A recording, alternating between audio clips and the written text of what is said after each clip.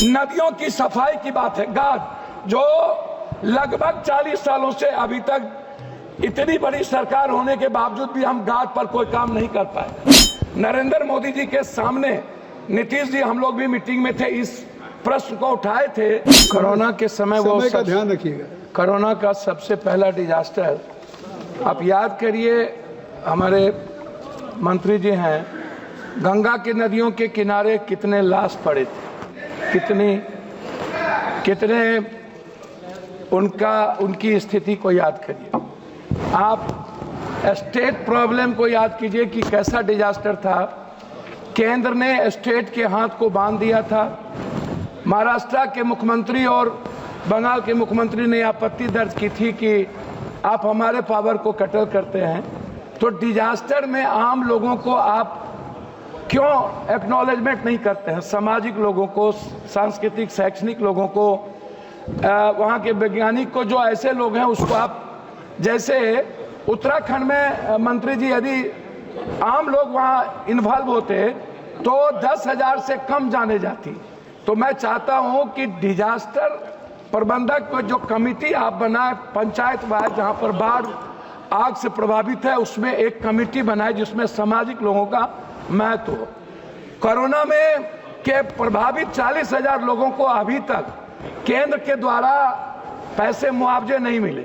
तो मैं मुआवजे की बात करना चाहूँगा, मैं उसको याद दिला देना चाहता हूँ, जिसमें बिहार अत्यधिक प्रभावित है, मजदूर प्रभावित है, सभी लोग प्रभावित हैं, उत्तर प्रदेश के लोग, बंगाल के लोग प्रभावित हैं। मैं शुरू करता हूँ अटल जी के समय से, मैं उनको याद करता हूँ, अटल जी को, उनकी बहुत बड़ी परियोजना जिन्होंने नदी जोड़ने की बात की थी। मैं नदी जोड़ने से शुरू करता हूँ। बाढ़ का जो संबंध है या डिजास्टर की बात करते हैं तो अटल जी जरूर याद आएंगे। उन्होंने हर नदियों को, कनेक्टिविटी को जोड़ने का जो उन्होंने एक बड़ा निर्णय था उनका, वो देश में एक बहुत बड़ा निर्णय था, लेकिन उस पर हम लोग अभी तक काम नहीं कर पाए।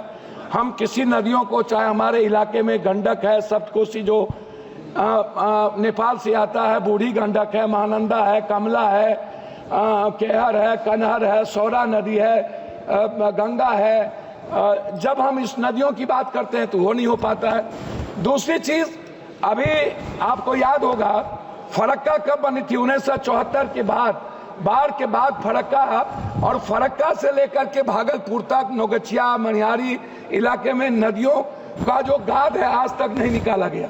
नरेंद्र मोदी जी के सामने नीतीश जी, हम लोग भी मीटिंग में थे, इस प्रश्न को उठाए थे कि क्या फरक्का का रिहैबिलिटेशन होगा या नदियों को कैसे हम लोग और मजबूत कर सकते हैं, जिसमें कोसी पर भी थी, भीमनगर बैरेज बनाने की बात थी, उसको हम लोग भीमनगर को रिहैबिलिटेशन नहीं कर पाए, नए भीमनगर की बात हम नहीं कर पाए। आपने दिया है कि एक है भीमनगर, दूसरा है अजयनगर में आप एक नए बैरेज बनाने का आपने प्रपोजल हम लोगों ने दिया था।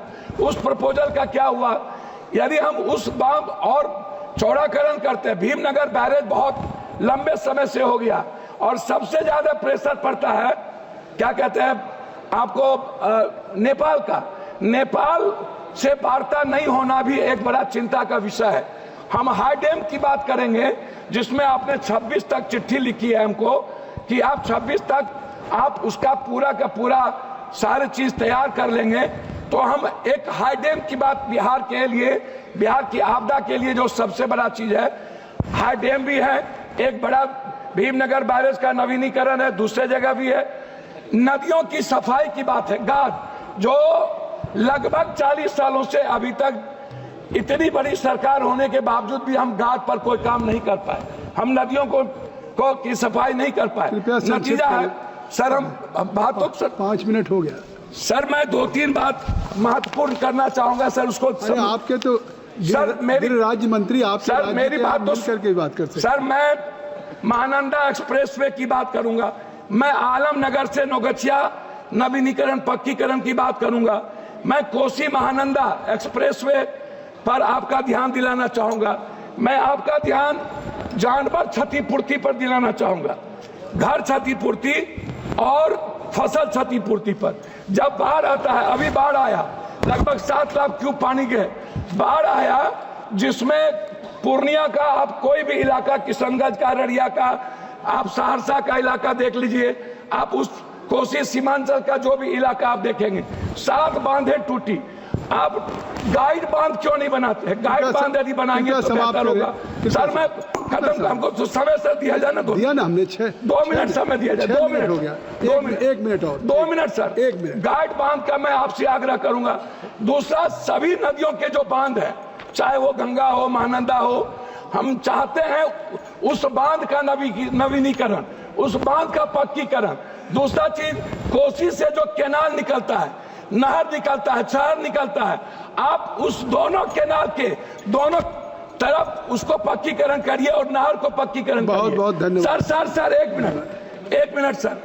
दूसरी चीज मैं आपसे आग्रह करना चाहूंगा, जो आप सीवरेज को, गांव की सीवरेज की बात मैं करूंगा।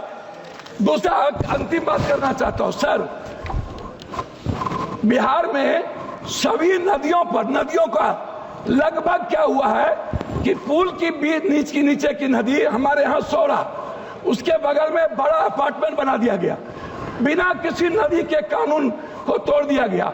माफियाओं ने नदी की जमीन बेच दी गई।